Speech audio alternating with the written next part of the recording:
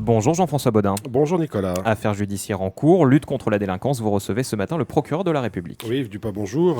Bonjour. Merci d'avoir accepté notre invitation. On va notamment revenir sur le bilan de 4 années de fonctionnement du Conseil provincial de prévention de la délinquance, avec une réunion qui a eu lieu vendredi dernier.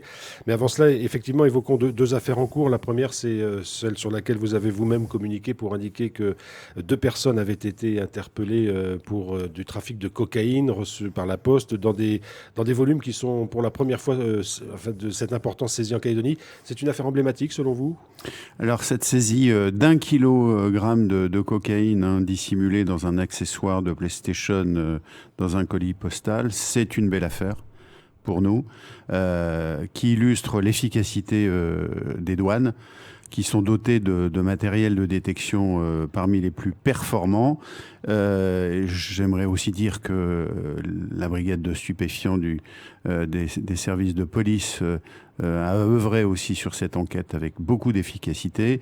Effectivement, une quantité importante. C'est une saisie tout à fait exceptionnelle au cours des dernières années parce que c'était destiné au réseau local. Dans un profil de clientèle à la fois insérée, ayant une surface financière donc favorable, donc un milieu effectivement particulier où la cocaïne est consommée, notamment le week-end. Alors j'imagine que l'enquête est loin d'être terminée parce que cette cocaïne pure, elle vient d'où ? Il va falloir peut-être déterminer sa provenance. Alors l'information judiciaire a pour but de cerner l'étendue exacte des agissements et de l'organisateur qui a été incarcéré dimanche, donc sur décision du juge des libertés de la détention, et du réseau local, bien sûr, bien évidemment. C'est donc de faire toute la lumière sur cette importation dans des quantités importantes. En matière de lutte contre le trafic de stupéfiants, nous ne lâcherons rien. Nous ne lâcherons rien, qu'il s'agisse de l'herbe de cannabis. Il y a eu une saisie à Waialou il y a très peu de avec temps. une belle affaire aussi, d'ailleurs conduite également par la police nationale sur Waialou, avec des saisies conséquentes, y compris de sommes d'argent. Et nous ne lâcherons rien s'agissant à la fois de l'herbe de cannabis comme des drogues dures. Ce qui est clair, c'est que nous ne voulons pas que la Nouvelle-Calédonie évolue comme la Polynésie française, avec l'ICE. Actuellement, c'est une situation catastrophique pour les Polynésiens. Donc nous serons très vigilants, très actifs dans cette lutte contre les stupéfiants. Alors, autre affaire qui a quelque peu défrayé la chronique ces derniers temps, c'est des violences au sein de la tribu de Payama à Calagoem, avec des tensions entre 2 clans. Là aussi, évidemment, les forces de l'ordre sont intervenues. Où est-ce qu'on en est dans l'enquête ? Est-ce qu'il y a des éléments tangibles ? Alors, nous avons une première interpellation la semaine dernière, avec effectivement un premier traitement judiciaire. L'enquête se poursuit. Nous avons identifié un certain nombre d'auteurs pour des actes inacceptables, des violences avec armes, des dégradations de biens par incendie. Donc nous mènerons toutes nos enquêtes jusqu'à leur terme. Mais je tiens à dire, fort heureusement, l'État est présent sur ce territoire, sur cette problématique très particulière des conflits interclaniques, qu'il s'agisse donc des forces de l'ordre, des forces de gendarmerie notamment, mais aussi de la justice. Vous voulez dire qu'on est passé pas loin du drame ? Le drame n'était effectivement pas très loin. Dans un contexte d'agressivité très très particulier. Donc il faut donner toutes les réponses pénales nécessaires à ces agissements qui sont intolérables.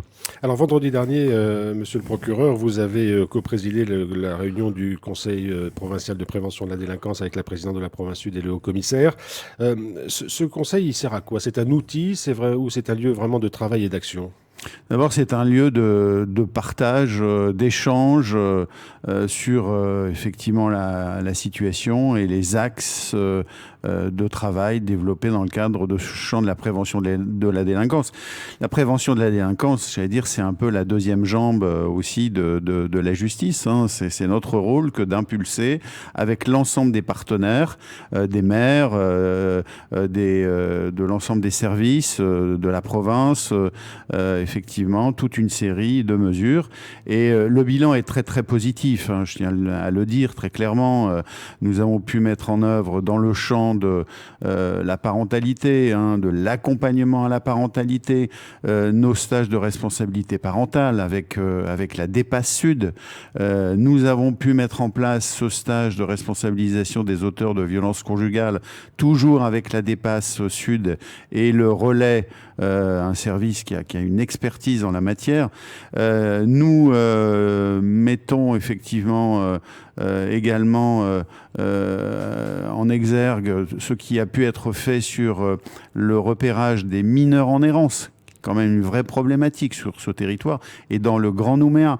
Et ce dispositif de mineurs en errance, on a même pu l'étendre dans les communes de La Foix et de Bourail à la demande des maires. Et ce dispositif, là aussi, c'est un élément, un axe important dans la lutte contre la délinquance des mineurs et la prévention. Alors justement, est-ce que ces stages de responsabilisation des parents, des auteurs de violences conjugales, ce dispositif pour les mineurs, est-ce qu'il y a un bilan chiffré? Est-ce que ça produit vraiment des fruits? Comment vous mesurez l'impact positif de ces actions? Alors c'est un travail à long terme que nous menons, hein. Nous ne travaillons pas pour les mois qui suivent. Mais ce qu'il faut quand même dire, c'est que la province Sud et la DEPAS Sud a pu effectivement travailler avec toute une série de familles. Et ce qui est fait est fait.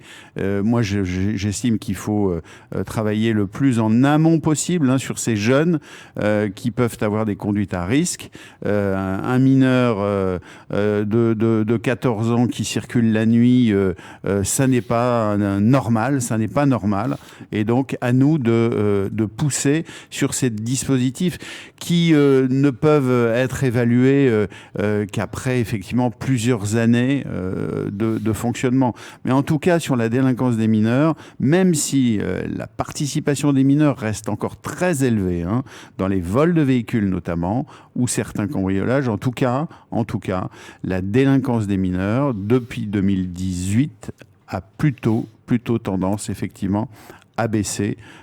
Et c'est plutôt une bonne nouvelle. Alors si vous ne donnez pas, et on peut le comprendre, hein, de bilan chiffré de ces dispositifs, au moins le ressenti, est-ce que les parents, vous sentez que ça les fait bouger, qu'ils comprennent un certain nombre de choses, qu'ils ont envie aussi de changer dans leur famille après les comportements ou en tout cas les façons d'être?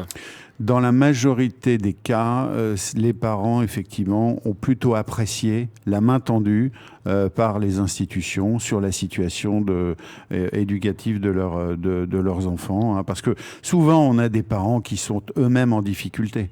Donc, je pense que c'est très très important que ces dispositifs permettent effectivement de les entendre, mais aussi de leur montrer dans quelle direction ils doivent aller sur le contrôle aussi des allées et venues de leurs enfants, sur la scolarité aussi de leurs enfants, c'est fondamental.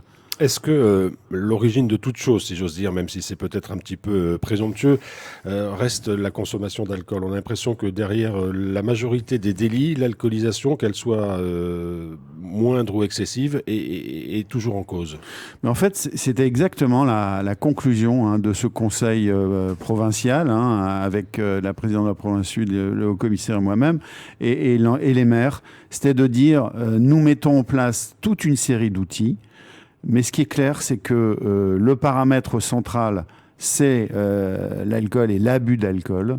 Hein, on le voit dans toutes les grands sujets et les problématiques, et notamment insécurité routière, cambriolage. Hein, souvent, c'est pour aller chercher des bouteilles d'alcool.